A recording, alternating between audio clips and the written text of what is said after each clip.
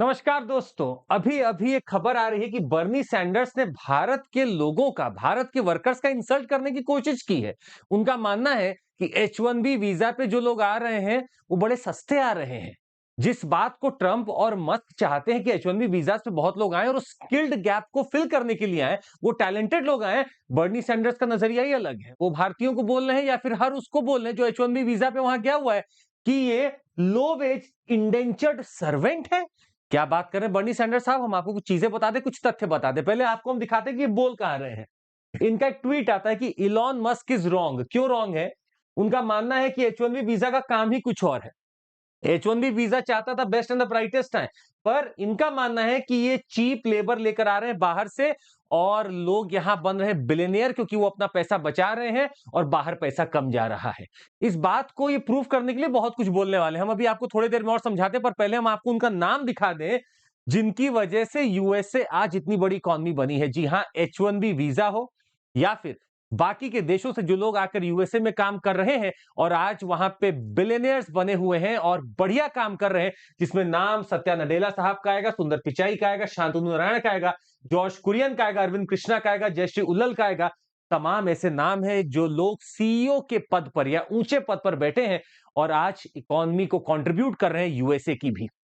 तो बोलने से पहले कुछ सोचना चाहिए था सैंडर साहब। अब आपको एक और चीज हम बता दें, जल्दी से सुन लीजिएगा कि अगर आपको मन है हमारे साथ जुड़ने का, अनअकैडमी के जीएस के कोर्सेज होते रहते हैं, 60% तक ऑफ मिल रहा है। सीएमसी कोड लगाइए और जुड़ जाइए। और सुबह 9 बजे यूपीएससी अनस्टॉपेबल पे हमारा होता है डीएनए, जुड़ जाइएगा। साथ ही में हम आपको ये बताना चाहते हैं कि क्या दिक्कतें हैं। उनका मानना है cheaper the labour they hire the more money the billionaires make. बनाने दीजिए सर, आपका तो रुझान ही यही है भाई। यूएसए का मतलब है बिलियनियर, यूएसए का मतलब है कैपिटलिज्म। तो आपको दिक्कत क्या है? अगर पैसा बना रहे तभी तो कैपिटलिज्म मॉडल चल रहा है। What is the issue here? अच्छा, हमने थोड़ा और टटोलने की कोशिश की। बर्नी सैंडर्स साहब वर्मोंट से सीनेटर हैं। काफी दिन इन्होंने अपने सीनेट में रहे हैं, काफी साल इनके रहे हैं, पर इनके बोल हमेशा अलग रहे हैं। ये बात बिल्कुल सटीक बैठेगी कि हाथी के दांत दिखाने के कुछ और खाने के कुछ और होते हैं। क्योंकि आज से कुछ साल पहले अगर हम देखें तो इनके इतिहास में एक ऐसा वोटिंग हो रहा था जहां पर H1B वीजा होल्डर्स के क्वांटम को, नंबर ऑफ वीजा को बढ़ाने की बात की जा रही थी। इन्होंने फेवर में वोट किया था। यह बात है 2013-14 के बीच की। सोचिए, जो व्यक्ति H1B वीजा होल्डर्स को बढ़ाने की बात कर रहा है आज बोल रहा है कि इसमें चीप लेबर आ रहे हैं। 15 रुपए या कि $15 की वृद्धि के लिए एक बार की वोटिंग हो रही थी जिसमें व्यक्ति बहुत खड़ा उतर गया था कि नहीं, 15 रुपए बढ़ने देंगे। अब ऐसे व्यक्ति आज H1B वीजा के खिलाफ बातें कर रहे हैं। समझना ये भी हमें चाहिए। इलॉन मस्क खुद इतनी बड़ी बात बोलते हैं कि वो खुद एक H1B वीजा होल्डर के तौर पर घुसे अमेरिका में और आज स्पेसएक्स, टेस्ला और ना जाने कितनी कंपनीज है जिसको उन्होंने वहां खड़ा किया है। तो he is the person that shows that H1B visa बहुत पावरफुल हो सकता है और बाकी लोगों को भी, जहां एक गैप की कमी है टैलेंटेड लोगों की, वहां पर बाहर से आप टैलेंट भर सकते हैं। इलॉन मस्क साहब का मानना है कि जहां पर भी स्किल्ड गैप में कमी लगती है, देश विदेश में बहुत सारे ऐसे टैलेंट है जिनको हम यूज कर सकते हैं और अमेरिका में उनका स्वागत रह सकता है।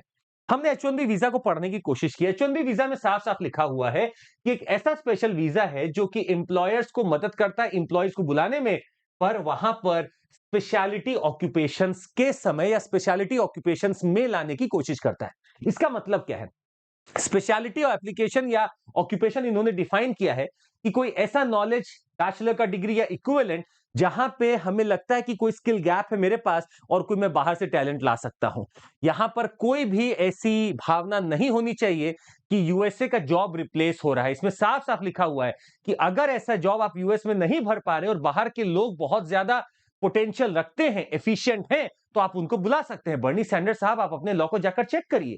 यहां पे साफ साफ लिखा हुआ है कि जो लोग आ रहे हैं वो उतने ही काबिल हैं, उससे ज्यादा बल्कि काबिल हैं। और भारत के एजुकेशन को देखते हुए, हमारे सारे इंस्टीट्यूशंस को देखते हुए, हमारे लोग जब यहां से पढ़ लिख कर इतना इंफॉर्मेशन रखते हैं, इतनी नॉलेज रखते हैं, तो जरूर उसको इस्तेमाल करेंगे।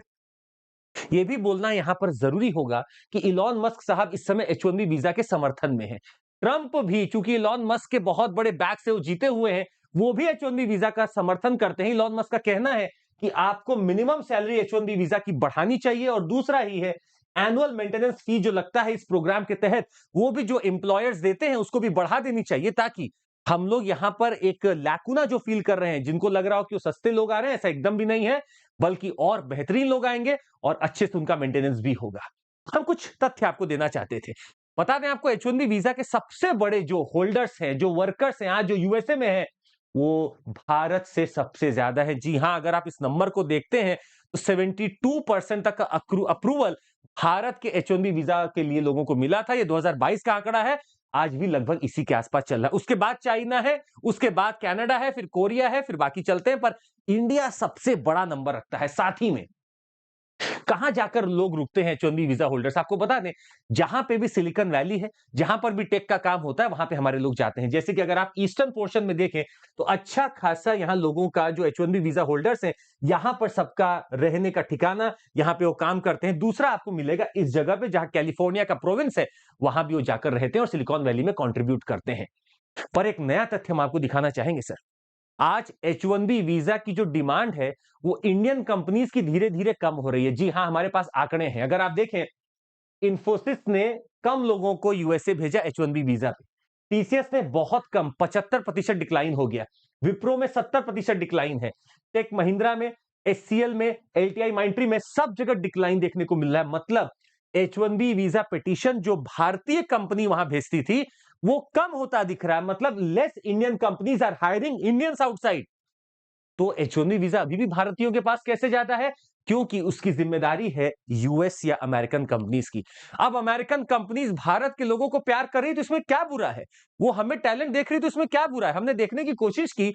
आज अमेज़न आपको बता दें 10th रैंक से कहां जा चुकी है, नंबर 1 पर आ चुकी है। गूगल की एंट्री हो चुकी है और बाकी ऐसे तमाम अमेरिकन कंट्रीज है, सॉरी कंपनीज हैं, जो कि H1B वीजा पे भारतीयों को बुलाती हैं, एक बढ़िया अमाउंट भी देती हैं। अब सवाल इस बात का है कि क्या ये चीप लेबर है? सर बिल्कुल भी नहीं। H1B वीजा होल्डर का एक लिमिट है, आप उससे नीचे दे ही नहीं सकते। H1B वीजा होल्डर का अगर पोजीशन हम देखें तो $60,000 के नीचे उनको नहीं मिल सकता एनुअल सैलरी, इसके ऊपर ही मिलेगा। और अलग-अलग ऑक्यूपेशन एक्सपीरियंस के हिसाब से ये सैलरी बहुत आगे तक जा सकती है। ये भी आपको बता दें कि ये बात सत्य है कि आईटी इंजीनियर अगर भारत में है वर्सेस आईटी इंजीनियर अगर यूएसए में तो ज्यादा कमा रहा होगा। ये बात बिल्कुल सत्य है। परंतु आपको यह भी बता दें कि कॉस्ट ऑफ लिविंग अगर आप देखेंगे तो यूएसए में कहीं ज्यादा है एज कंपेयर टू इंडिया। तो पीपीपी पे जब आप अपनी इकोनॉमी को देखेंगे तो हम भी बेहतरीन प्लेयर हैं। और हमारे यहाँ कॉस्ट ऑफ लिविंग को अगर आप देखेंगे तो जितना कोई कमा रहा है उसके हिसाब से वो सस्टेन आराम से कर लेता है। और इसीलिए जब वो यूएसए जाता है तो उसका खर्चा बढ़ता है और वहां पे उसको ज्यादा कमाना पड़ सकता है। तो बर्नी सैंडर्स साहब, आपको कुछ रेक्टिफाई करना पड़ेगा। आप जिनको लो सैलरीड इंडेंचर्ड लेबर बोल रहे हैं, वो आपकी इकोनॉमी में एक बहुत बड़ा सहयोग कर रहे हैं। तो आपको रिस्पेक्ट देनी पड़ेगी और ग्लोबलाइज्ड वर्ल्ड में रिस्पेक्ट हर जगह हर लोग की होनी चाहिए। हम आपको बता दें, अगर आप इच्छुक है हमारे साथ पढ़ने को तो यूपीएससी अनस्टॉपेबल चैनल जरूर देखिएगा। सुबह एक डीएनए होता है जिसमें आपको बेहतरीन चीजें मिलती हैं। और आपको एक और हम बात बता दें कि हमारे पास कुछ ऑफर्स चल रहे हैं जिसका आज अंतिम दिन है। सीएमसी कोड पर 60% ऑफ है और आपके पास 4 बैचेस हैं। आगाज बैच 2027 के लिए है, आरंभ 26 के लिए, इग्नाइट 26 के लिए, शिखर 26 के लिए। ये इंग्लिश और हिंदी में है। जबरदस्त कवरेज, लगातार वीडियोस देख सकते हैं, कंटेंट आपको अनलिमिटेड है, आप आराम से देखिए और एकदम बैठ के अपनी तैयारी कर सकते हैं। साथ ही में अगर ऑप्शनल आपका सब्जेक्ट है ज्योग्राफी तो आप हमारे साथ जुड़ सकते हैं ज्योग्राफी में भी। और अगर आपके आसपास कोई इस बार इंटरव्यू दे रहे हैं तो उनको बोलिएगा हमसे मॉक इंटरव्यू जरूर ले लेंगे अकेडमी से। That would be all from my side. नमस्कार, जय हिंद। और जरूर हम उम्मीद करते हैं कि आपको पसंद आएगा। लाइक, सब्सक्राइब और शेयर करिएगा। जय हिंद, जय हिंद।